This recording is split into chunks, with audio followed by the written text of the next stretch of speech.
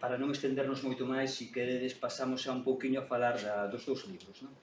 Entón, bueno, xa non lle contamos todo o procedimento, senón aquí levaríamos horas, pero bueno, pero resumindo moito, a Irmandade da Bandeira Branca trata de, isto é un pouco etnográfico, porque é un pouco biográfico, perdón, porque eu estaba en California, entón tiñamos o proxecto dun veleiro de facer documentais de carácter etnográfico e naturalista, entón íbamos a sair de San Francisco e non tiñamos moi claro por onde, pero bueno, pois complicouse todo e non pudo ser. O que non sucedeu na realidade, pois, un pouco plasmo no libro, entón salen dunha goleta dende San Francisco, pero embarrancan nunha illa, non? Entón, para a súa sorpresa, nesa illa hai unha comunidade, pero unha comunidade que está un pouco ao marxe da civilización, son da... Vamos a ver, para poñer un poquinho de antecedentes. No século XVII surdiron varias comunidades de corsarios, unha amplia gama de tal. Curiosamente, tiñan un decálogo ético os corsarios que superaba bastante os reinados que había na Europa daquela época, non? Entón, creouse a Irmandade da Costa, creouse a Irmandade da Bandeira Negra.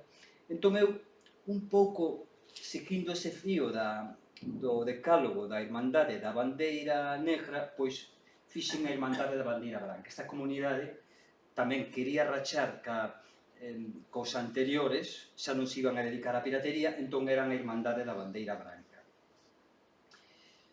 Entón, a primeira parte é, desde que saen de San Francisco, os distintos persoaxes que hai, que son 12 tripulantes, quedan parados na illa, e despois como se van encontrando ca comunidade que vive ali. A illa chamanlle Landaseiga. En cada, así como, por exemplo, en Alén dos Barqueiros, ou en Máis alá de Ulises, en cada capítulo quero transmitir a realidade esencial dun mito, aquí o que nos transmiten as experiencias, non? Entón, en vez de chamarlle capítulos, hai unha experiencia en cada capítulo, entón, aí é onde, de alguna maneira, meto un anclaje. Entón, son 50 experiencias. Son 50 experiencias. Ao final, hai o que lle chamo, é un glosario con termos náuticos e así, o que lle chamo verbadoiro. A cada unha dos... En cada un dos exemplares. Moi ben, podes explicar un poquinho agora a linguaxe da corsaria? Sí, resulta que, claro, a min interesan moito as linguas gremiais, non? Aquí, por exemplo, había os saciadores que tiñan a súa lingua gremial, que era o barallete, os canteiros tiñan a xiria, entón, os corsarios, isto invento eu, como son de distintas nacionalidades, crean como unha lingua franca. Entón, na illa hai unha biblioteca. E nesa biblioteca hai antigos manuscritos en papiro, en pergamino. Entón, esa lingua perdeuse, pero hai unha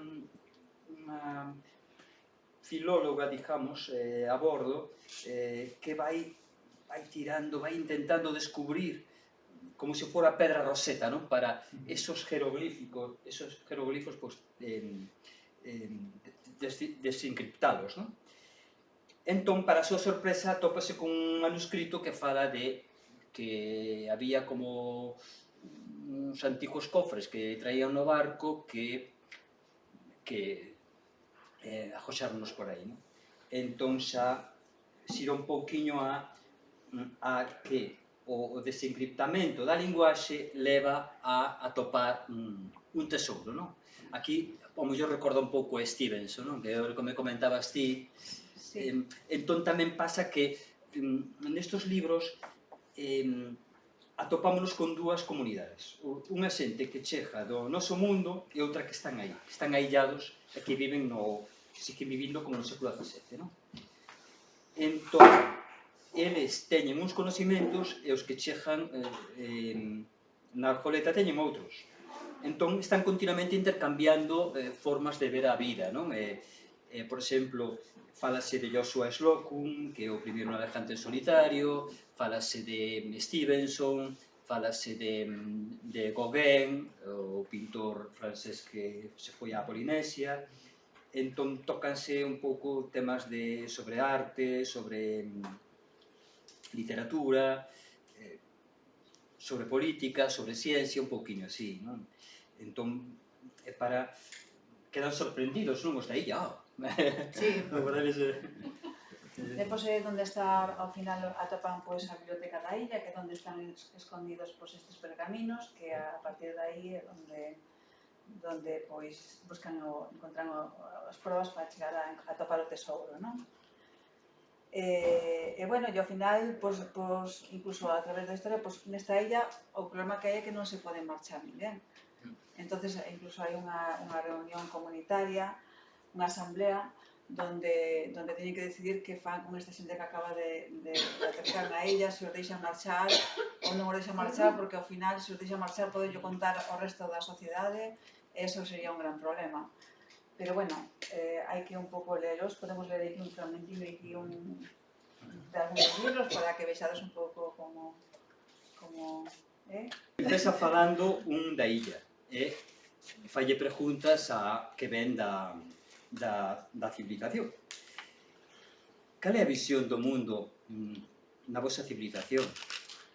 Eu coido que dende o tempo das cavernas non hai grandes cambios psicolóxicos na humanidade. Realmente non estamos máis evolucionados os que vivimos nas grandes cidades que os que vivides illados. Ao contrario, ao estar lonxe da natureza, involucionamos. Como? Neste século, co desenrolo das tecnoloxías, as guerras chegaron a unha crueldade inhumana. Mais algúns grupos estamos fartos de tanta violencia. Algo ten que mudar na humanidade. Como pode haber tanta crueldade? Algún día contareiche o das bombas atómicas. E que solución hai para evitar a violencia? A revolución máis profunda é darnos conta que a nosa identidade é un río de información. Porén, o máis importante é que as diferencias con outras identidades non fomente conflito.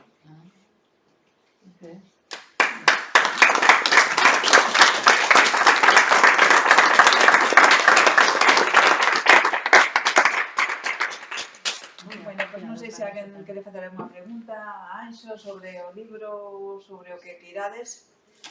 Quería preguntarte, para empezar en tu obra, ¿por qué libro empezaríamos? ¿Qué libro nos recomiendas para entrar en tu obra? O, dicho de outra maneira... O río Miña no río Sil, un traballo de campo que empecín a facer cos barqueiros. Entón, bueno, vía que había portos de paso, pero se non había barqueiros, ou ao revés, non? Conocía un barqueiro, pero xa non existía ese porto de paso, porque, non, co encoro e todo. Entón, despois tamén, ese traballo etnográfico que eu estaba facendo quedábase coxo. Entón dixen, bueno, aquí hai que facer como García Márquez, non? A realidade complementala con ficción, non? A realidade realzala con ficción. E así xurdeu o Alén dos Barqueiros, que é un antropólogo sueco que vai percorrendo Europa. Despois xa é a filla, que a filla vería sendo, a segunda parte, vería sendo Eterno Mar de Lot, porque xin que non teño aquí, escoltouse, Fuxir a Mouramia, aquí está, Fuxir a Mouramia. Entón, sí, aquí é cando sae a filla outra vez de Suecia, medio portuguesa, medio sueca, e despois xa esta parte é en California, Fuxir a Mouramia. Que Fuxir a Mouramia fai é un pouco porque miña avoa, cando contabas algo que non quería moito, dixera, eso será en Mouramia. Entón, Mouramia é como unha terra mítica, non? Que non existe, non? Entón, hai un dos persoaxes que se chama o Mudo, que non sabe aonde, pero quere fuxir. Entón, el menciona de Fuxir a Mouramia e por iso lle dou nome ao título, non?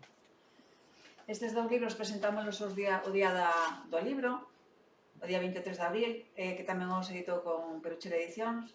Están en castelán. Ou escribes en castellano tamén? Sí, de feito, o Alén dos Barqueiros, empecín a traducilo ao castellano, pero que pasou? Quedou nun libro totalmente diferente. Cousas que eu tiña aquí, pero iso non é totalmente certo. Se eu dou unha pincelada sobre eso, Pois non, xa non estou de acordo con eso que escribira fai anos. Entón, aquí está totalmente modificado. Entón, son libros un pouco diferentes, non? Nese sentido. O mesmo pasoume tamén con Xinque, con estes dous, que sí, por Estos exemplo, dous eran un que se chamaba Xinque e estaba en galego. sí, Era un libro que se chamaba Xinque, estaba en galego, e ocorriuse de traducirlo ao castelán, e xa digo isto. claro. Claro.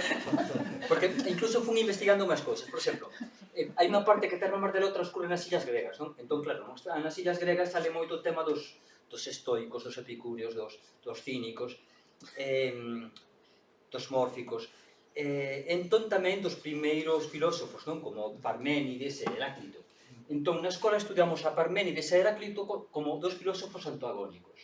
Pero se empezas a escravellar ben no asunto, ves que tanto Parménides como Heráclito non eran antagónicos, simplemente tiñan unha forma diferente de dicir as cousas, non? Pero no fondo coincidían, non os vexo con tanto antagonismo.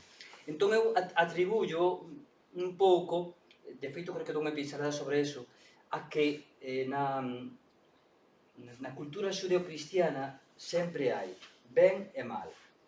En cambio, na herdanza grega de Parménides e de Heráclito, Heráclito tiña moito que ver con Lao Tse, non? Co Tao Te Ching e tal, todo era máis holístico, non había ben e mal, non? Todo. Entón eu creo que por aí podían ir os tiros, que as novas interpretacións da filosofía grega tersiversouse un pouquiño desde eso, non? Sí, entón, claro, por eso saldeu dos libros diferentes, non? Incluso de conceptos, non? Sí. Algúna pregunta máis? Sí, como penso. A Irlanda fume fai anos aí por fai casi 30 anos, porque tiña unha moza alemana que estaba estudando en Queen's University e en corto nin perezoso marchime para lá. Non foi por cuestións de traballo.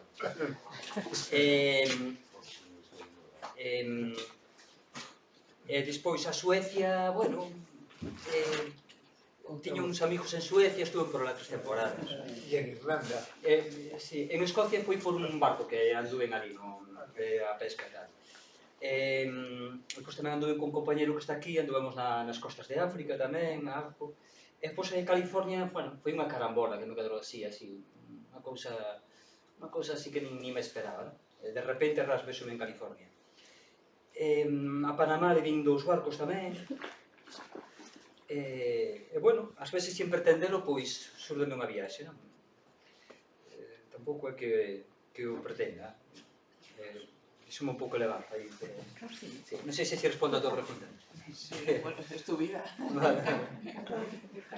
E agora tenemos la suerte de tenerlo aquí, La Ribeira Sacra. na Ribeira Sacra, Ahora ya vives aquí. como un gran capitán de navío, en este caso de catamarán que es, y además con el nivel que él desborda y tanto para la gente, ¿no? Así mismo.